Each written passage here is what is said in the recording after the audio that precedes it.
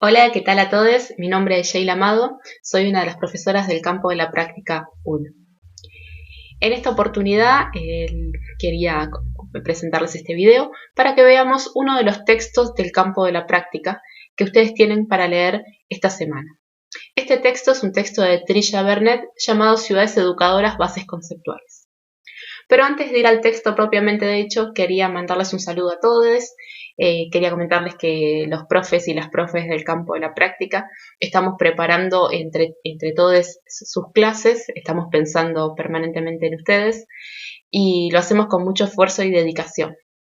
Lamentamos que no los podamos conocer de forma presencial. El campo de la práctica es una de las materias como más personalizadas y más cercanas a lo largo de toda la carrera, especialmente en este primer año, donde hacemos mucho hincapié en los vínculos que podemos generar entre nosotros. Pero bueno, se ha dado la característica de la pandemia, es un contexto distinto, pero esperamos que poder trasladar esta idea que nosotros tenemos de nuestra materia a la virtualidad.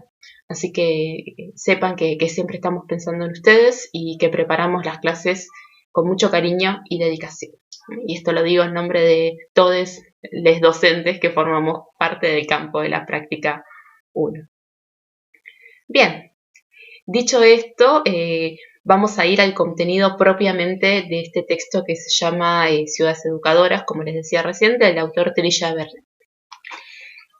Voy a apagar la cámara, nos vemos en el futuro, pero por lo menos en principio me escuchan, no es necesario que me vean en esta parte. Para los fines de esta clase preparé una presentación de PowerPoint que después se las voy a dejar, anexada a la clase junto con los materiales que solemos utilizar allí en el aula virtual. Quizás les pueda servir. El texto de Trisha Burnett es un texto con mucho contenido.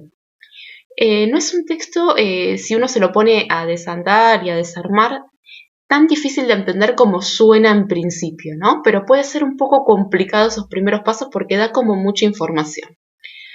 Creo que hacer un mapa conceptual o un cuadro de este texto, además de obviamente leerlo y subrayar sus ideas principales, es algo muy importante para poder comprenderlo de forma completa. La idea para estos primeros pasos en el campo de la práctica no es ser extremadamente minuciosos con el contenido del texto, sino ir a algunos de los detalles generales de este texto. Tomemos en cuenta que nosotros hasta ahora venimos viendo que uno de los objetivos centrales del campo de la práctica es pensar la educación por fuera del espacio escolar.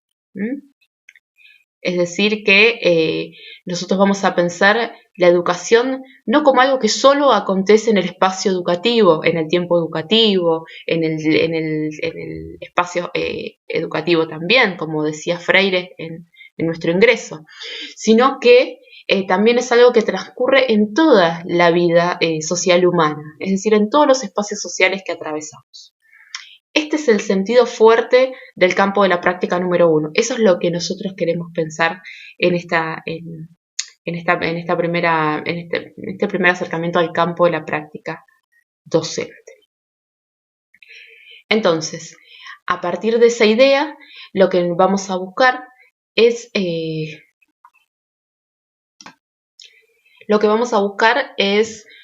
poder pensar el espacio social, es decir, pensar todos los lugares que transitamos y leerlos de una forma distinta.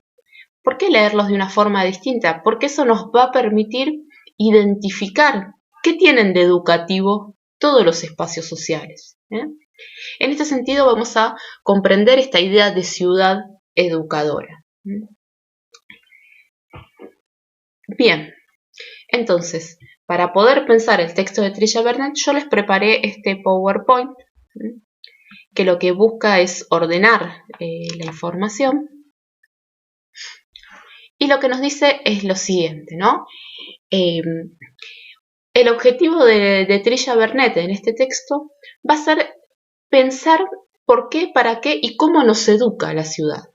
Él dice la ciudad, y yo de nuevo les pongo esta palabra, el espacio social que transitamos todos los días, todos los espacios que son parte de nuestra cotidianeidad, nos educan. de alguna manera nos educan. Entonces es nuestro objetivo pensar cómo educan esos espacios sociales, para qué educan, cuál es el fin, el objetivo de los espacios en esa educación y por qué también producen este acto de la educación. Entonces, Trisha Burnett dice, para poder comprender un poco más el por qué, el para qué y el cómo, es necesario pensar la idea de ciudad como educadora de dos formas. Y esto vamos a desarrollar en las diapositivas, en las slides siguientes. En primera instancia, como dos niveles de significación. Es decir, podemos apelar a dos niveles de significación para entender mejor para qué, cómo y por qué las ciudades nos educan. Esos niveles son el nivel descriptivo y el nivel proyectivo. Y también para pensar mejor esta idea de por qué, para qué y cómo nos educa la ciudad, podemos apelar a tres dimensiones que justamente van a pensar esa relación entre educación y ciudad. Estas tres dimensiones son aprender en la ciudad, aprender de la ciudad y aprender la ciudad. Recordemos que más allá de la información y de las clasificaciones, el objetivo del autor siempre es este que acabamos de decir al principio, ¿no? Pensar esta idea de cómo hace la ciudad para educarnos, ¿no? De qué forma lo hace, para qué, con qué objetivo. Siempre ese va a ser su meta, ¿no? Explicarnos esto. Bien, vamos hacia allá entonces. Vamos a empezar por los niveles de significación que yo les dije al principio. Esos niveles de significación son dos. Está el nivel descriptivo y el nivel prescriptivo. Estos niveles, de nuevo, sirven para pensar la cuestión de la ciudad como educadora. Para pensar la ciudad como educadora es necesario que yo analice la ciudad, el espacio social, desde un nivel descriptivo. La palabra descriptivo quiere decir que desde el nivel de la descripción del espacio social, es decir, desde la observación y la descripción de aquello que yo veo a mi alrededor. Se trata de describir la realidad tal cual es, o por lo menos intentar ser lo más objetivo posible, ¿no?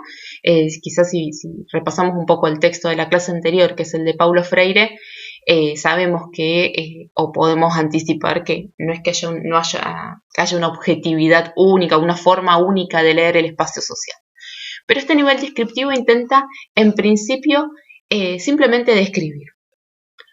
Por ejemplo, si yo paseo por mi barrio y puedo acceder a una plaza, el nivel descriptivo para pensar ese espacio social que es la plaza, que es un espacio social que solemos pensar en el campo de la práctica, es describir las características que tiene esa plaza.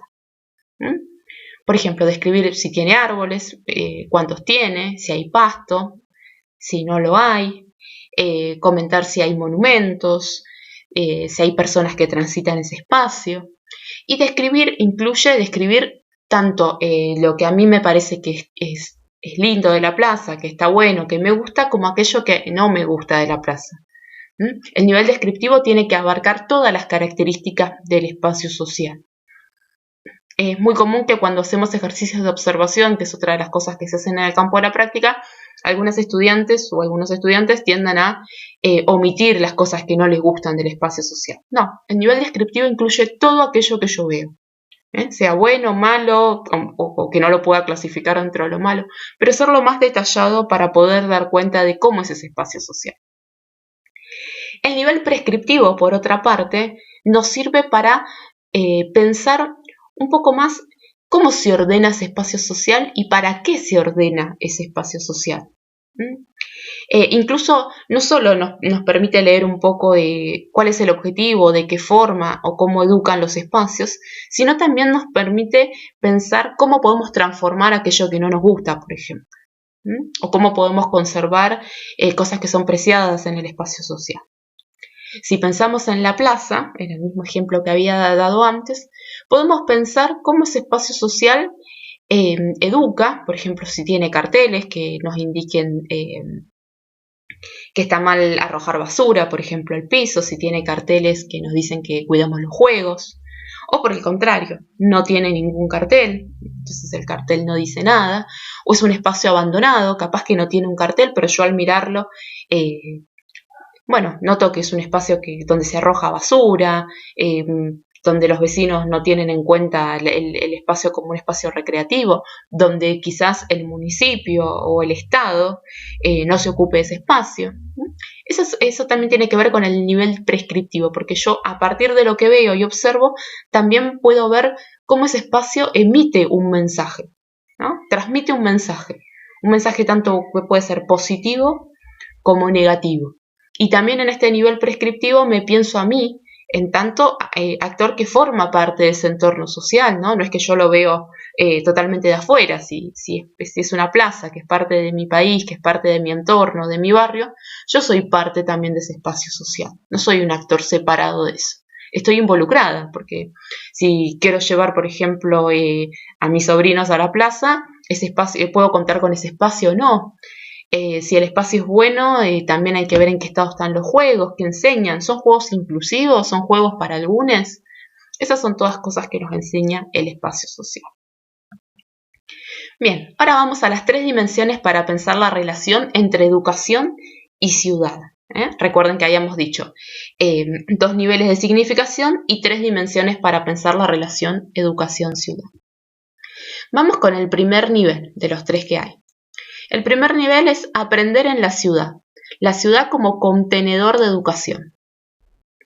Es decir, que este primer nivel me va a servir para pensar cómo la ciudad contiene en sí misma educación, ¿no? Cómo hay algo de ella que permanentemente está donde se ubica la educación o lo educativo. Trilla Vernet, para pensar la ciudad como contenedor de educación, utiliza los niveles que vimos antes. Utiliza el nivel descriptivo para pensar la ciudad, es decir, que va a describir los espacios que son contenedores de educación dentro de la ciudad, y también va a pensar lo prescriptivo. Pero eso lo vamos a dejar para el cuadrito que viene ahora más adelante.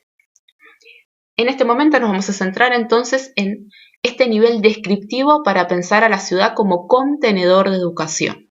El nivel descriptivo, entonces, establece una descripción de los espacios que contienen educación o donde uno puede encontrar esas oportunidades para aprender. Vemos acá 4 puntitos, 4 bullets que nos marcan justamente como una clasificación que hace Trilla Vernet para pensar esos espacios. Trilla Vernet nos dice, bueno, si uno observa el espacio social, puede encontrar que hay una estructura pedagógica estable donde aparece lo educativo, ¿no? Donde la ciudad contiene educación. Y esas estructuras pedagógicas estables son aquellos espacios donde sabemos que vamos a aprender algo. Es como bien claro que vamos a ir a aprender algo y que allí ocurre alguna actividad de tipo educativo. Dice acá entre paréntesis, incluye lo formal y lo no formal. ¿Qué es esto de lo formal y lo no formal? Bueno, la clase que viene lo vamos a ver un poco más en detalle. Pero podemos decir que incluye a la educación en el sentido obligatorio, por ejemplo, como aquella educación que no se da en el marco del sistema educativo escolar. Una estructura pedagógica estable es aquella que permanece en el tiempo, que fija. El ejemplo más rápido y más simple, y uno de los más importantes, es la escuela. La escuela es una estructura pedagógica estable. Está allí, es permanente, no cambia, en general perdura en el tiempo y está avalada por un sistema educativo formal. Pero también se incluyen en esta clasificación espacios no formales, como pueden ser un club, por ejemplo. Un club de barrio también es una estructura pedagógica estable, porque uno allí también puede ir a aprender cosas. Por ejemplo, puede aprender puede aprender a patinar en un club, puede aprender a jugar al fútbol en un club. O sea que allí también transcurre algo de lo educativo y es claro que cuando uno va a una clase de patín va a aprender a patinar. Entonces hay algo como directo, ¿no? Para pensar esto de la educación, la ciudad como espacio educativo y además es estable. Es decir, el club es algo que tiende a permanecer en el tiempo. Después, además de esto, tenemos una red de equipamiento, recursos, medios e instituciones ciudadanas también estables, pero no específicamente educativas, ¿no? Y acá se refiere a otros espacios que son estables en la ciudad, y cuando decimos que son estables, quiere decir que en general se trata de edificios permanentes o de proyectos que perduran a través del tiempo, los puede llevar adelante el Estado o un organismo privado. Podemos pensar, un ejemplo que va a dar el autor en su texto es el ejemplo del zoológico, que en la actualidad se puede leer de muchas formas la idea de zoológico, ¿no? Antiguamente como un espacio donde uno va a conocer los animales. Bueno, esas ideas se han ido transformando un poco. ¿Qué es lo que uno aprende cuando va a un zoológico? Puede ser un museo también, que no es directamente una escuela, pero es un espacio donde uno aprende, donde puede aprender, por ejemplo, del pasado. Una de las cosas que hacemos en Campo de la Práctica 1, y esperamos de alguna forma acercarles eso en el futuro, o hacerlo si es que más adelante se puede, es visitar el Museo de Historia Social de Merlo.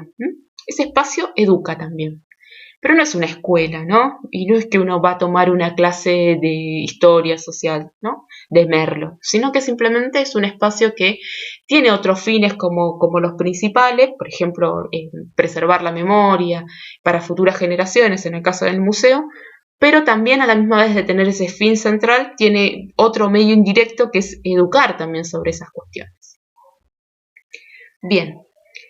Después, el tercer puntito dice, un conjunto de acontecimientos educativos planeados, pero efímeros u ocasionales. Acá ya estamos pasando al plano de los acontecimientos educativos que no son fijos o permanentes en el tiempo. Acá dice efímeros u ocasionales. Acá se me ocurre, por ejemplo, alguna campaña que pueda hacer el Estado con respecto a la concientización de la presión ocular, por ejemplo. Cada tanto hay organismos, puede ser el Estado, de nuevo puede ser algún privado, que haga una campaña para medir la presión ocular y para informar a la comunidad respecto de cuáles son los cuidados o cuáles son las cosas que uno tiene que tener en cuenta para su salud visual. Esto es un acontecimiento, es educativo porque intenta instruir, intenta que uno aprenda algo, pero no es que está para siempre, ¿no? Es una campaña. Esa campaña puede durar algunos días, una semana. Es efímero u ocasional, no necesariamente se hace todos los años. Ese es uno de los ejemplos que podemos pensar para ese punto en particular. Hay muchísimos otros, pero bueno, vamos a ir de a poco. La última dice, una masa difusa pero permanente de espacios, encuentros y vivencias educativas no planeadas pedagógicamente.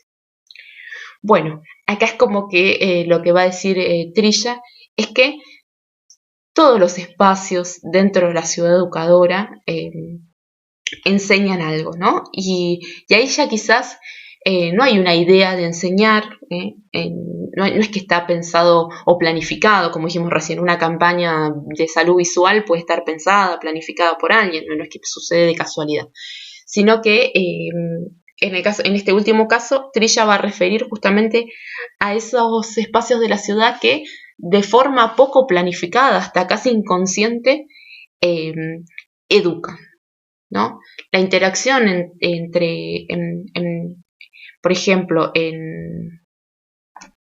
la interacción en un espacio como una plaza, decíamos recién, las formas en que las personas transcurren allí, cómo se relacionan con otros, son espacios que también educan. Pensemos, por ejemplo, en el caso de la plaza, puede ser que un grupo de amigos se junte a practicar malabares, eso podría pasar, ¿no? Ese espacio en sí mismo tiene algo de lo educativo. ¿La plaza fue pensada para hacer malabares? No, quizás sí fue pensada como un encuentro, como un espacio de encuentro, pero no fue pensada específicamente con el fin de aprender a hacer malabares. Sin embargo, eso es algo que también transcurre allí, ¿no? Permanentemente hay situaciones y circunstancias educativas.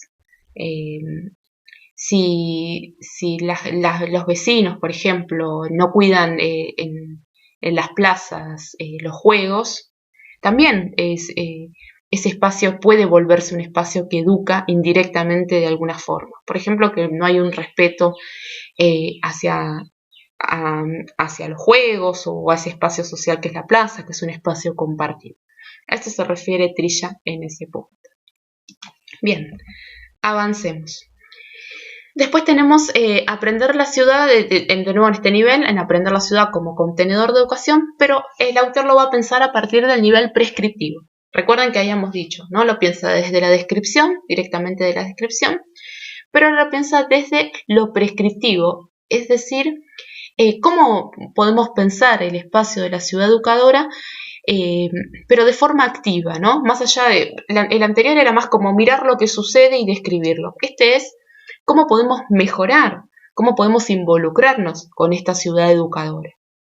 Y él dice, bueno, hay distintas formas, ¿no? Una forma es la multiplicación, que es multiplicar recursos educativos y culturales en las ciudades, es decir, mejorar los espacios que educan, los espacios que enseñan, los espacios de recreación. Otra es la reutilización, aprovechar los recursos que existen con el fin de potenciarlos, es decir, mejorar. Si yo tengo un museo, por ejemplo, puedo ampliarlo, puedo agrandar la información que tengo, puedo hacer entrevistas a los vecinos, crear un banco de fotografías, ¿no? Aprovechar esos recursos que existen. Otra es la organización y coordinación, esta que está por acá. Dice que permita planificar la distribución de los recursos culturales educativos, así como también fomentar la cooperación entre instituciones. Bueno, un ejemplo es el que les daba hace un rato, ¿no? Que apareció de forma medio indirecta. Coordinar, ¿no? Cuando el Instituto 29 de Formación Docente coordina con el museo, es una forma de potenciar los espacios educativos. Las futuras y los futuros docentes van al museo para conocer ese espacio y a la misma vez el museo puede difundir mejor lo que hace, ¿no? Ahí hay una potencia. Y tiene que ver con un lugar activo, ¿no?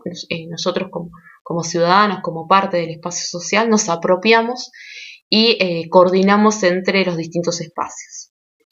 El otro dice evolución, adaptabilidad, dinamismo, como procesos que deben pensarse como la capacidad que tienen las ciudades de adaptarse a los cambios de la dinámica social.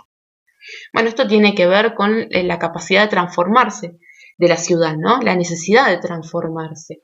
Es decir, no que sea una ciudad estática, sino que también responda a las nuevas necesidades. Lo del zoológico puede ser otro ejemplo. Las ideas, las concepciones de la ciudad, los valores de una ciudad cambian, porque cambian los valores de la sociedad también, se transforman los pensamientos. Eso es parte del ser humano, transformar, continuamente repensarnos. Espacios como el zoológico son hoy por hoy cuestionados, porque son espacios de encierro de animales. Esa idea antiguamente no era cuestionada, era normal que los animales estén encerrados. Hoy por hoy son cuestionados y se piensan nuevas formas de relación con los animales. Y acá abajo, que me quedó bien abajo, es vamos a ver si puedo corregir acá. Ahí va. Compensación, dice, implica la redistribución de los recursos educativos con el fin de ser más equitativos a la hora de pensar bueno, no sé qué dice ahí exactamente, me quedó chiquitito abajo. Bueno, justamente tiene que la idea de compensación tiene que ver con esto de llegar a todos los espacios sociales por igual. Y esto, siendo la mayoría de barrios y viviendo en el conurbano, como nos sucede a la mayoría, sabemos que todos los barrios no son iguales, ni todos los espacios sociales reciben lo mismo en torno a vida cultural, a salud, a educación. Trilla dice que el nivel prescriptivo para pensar la ciudad como contenedor de educación tiene que incluir la idea de compensación o la idea de equidad también para pensar cómo educan los espacios y qué espacios tenemos disponibles. Bien. El segundo nivel, recuerden que son 3 niveles, estamos por el segundo nivel. El segundo nivel es aprender de la ciudad como agente de educación. Este aprender de la ciudad como agente de educación tiene que ver con esta idea de que la ciudad en sí misma educa, ¿no? Genera situaciones educativas. Dice, implica entender que la ciudad se comporta activamente en los procesos de socialización en la medida en que es un espacio repleto de contenidos que generan aprendizajes informales. Esta idea de agente es que la ciudad es algo que educa en sí mismo. sus espacios, sus caminos, todo educa en la ciudad, todo emana educación. Algo de esto vimos o vemos en las clases de análisis del mundo contemporáneo, que es otra materia que yo doy. Cuando yo voy caminando por el espacio social, cuando salgo a la calle, los carteles me enseñan algo, bueno, malo, pero algo me enseñan. La forma en que están trazados los caminos también me enseñan algo. Las paradas de colectivo, todo enseña algo. La ciudad es un espacio repleto de educación. Y esto no solo incluye a los objetos, sino también incluye a los sujetos, es decir, a las personas que circulan en el espacio. La forma en que alguien me saluda o no cuando me lo cruzo, el modo en que si alguien es amable conmigo, si se me cae algo al piso o me ignora, eso también es algo que me educa. Me educa a mí, educa a los niños y a las niñas también. El espacio, la ciudad es un agente de educación en ese sentido. Y como futuros docentes, ustedes tienen que saber eso, ¿no? Porque es importante para pensar la educación. El tercer nivel tiene que ver con aprender la ciudad. La ciudad como contenido educativo. Y acá la palabra aprender va a tener que, significa como tomar la ciudad como un contenido educativo en sí mismo, ¿no? Apropiarse, capaz que sería una palabra como un poco más adecuada. Dice, aprender la ciudad debería significar aprender a leerla críticamente, ser consciente de sus déficits y sus excesos, de las disfuncionalidades y de las desigualdades de los propósitos y despropósitos de sus gestores. Dice, aprender la ciudad es finalmente aprender a participar de su construcción. Es decir, que la ciudad al ser la ciudad un agente educador, como decíamos en el punto anterior, al tener distintos espacios, como decíamos en la primera dimensión, donde se produce educación, es importante que nosotros nos apropiemos del espacio social, como ciudadanos, como futuros educadores, como vecinos. Es importante que nos apropiemos de ese espacio social, pero para apropiarnos del espacio social tenemos que aprender a leer ese espacio social, a interpretarlo, ¿no? Y esto es la lectura crítica un poco del mundo de la que habla Paulo Freire. Interpretar ese espacio social. Si yo me cruzo una propaganda, una publicidad, por ejemplo, ¿qué es lo que me enseña esa publicidad? ¿Qué mensaje me está dejando? ¿No? Me habla de la felicidad, me habla del cuerpo. ¿Qué es lo que me transmite esa publicidad?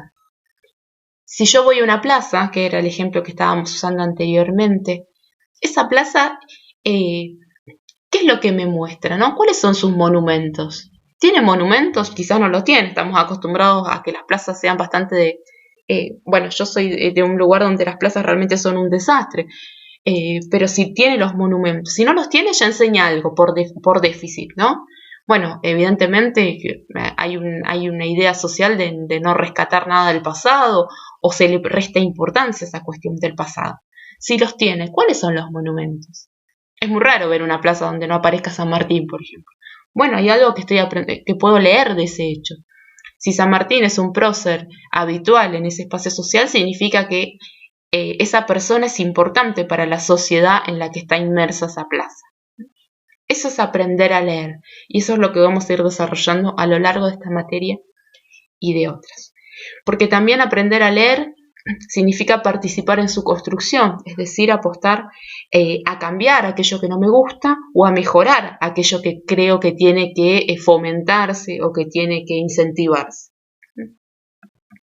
Bien, para finalizar, yo trato de ser sintética, pero me cuesta, ¿no? Este video lo estuvimos pensando con los profes del campo de la práctica, nos parecía importante sumarles ejemplos para que les sea un poco más sencillo ingresar al texto. Trilla dice, bueno, se me fueron algunos puntitos. Dice, ahora bien, para poder pensar el espacio urbano y o rural, ahí fíjense lo que decíamos, no es solo la ciudad, incluye todo el espacio urbano. Si uno vive en un paraje, si vive en el monte, si vive en la montaña, si vive en el mar, incluye todo espacio urbano. Cuando decimos espacio urbano es intervenido por la mano de hombres, mujeres y de otros géneros. Dice, para poder pensar el espacio urbano y o rural como entorno educativo, necesariamente debemos combinar 3 imágenes. Eso me parece que es súper interesante. Es como que tenemos que poner en relación 3 formas, ¿no? 3 imágenes que aparecen ahí.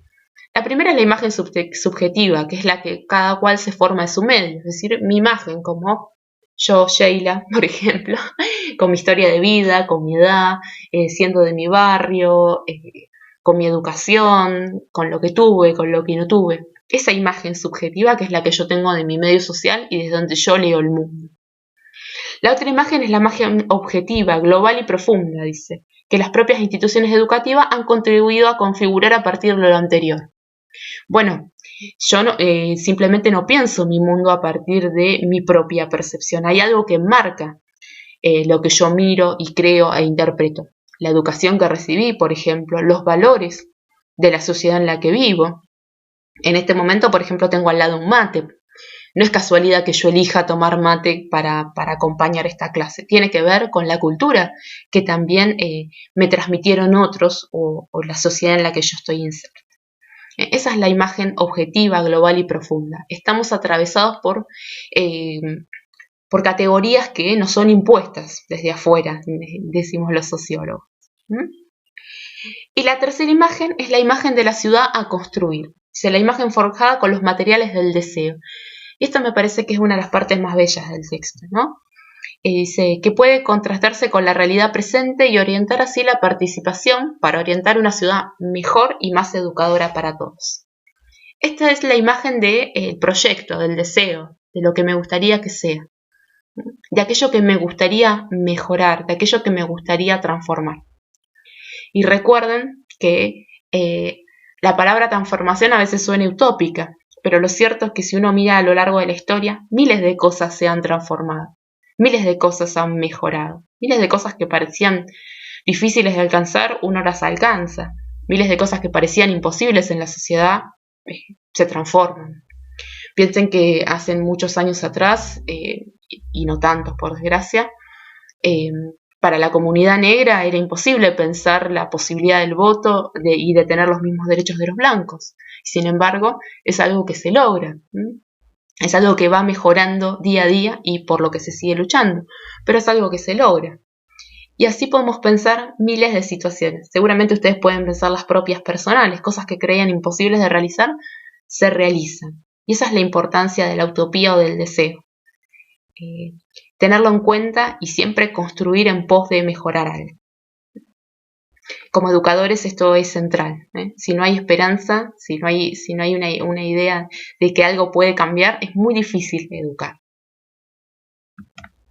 Bien, hemos llegado al fin de nuestra clase.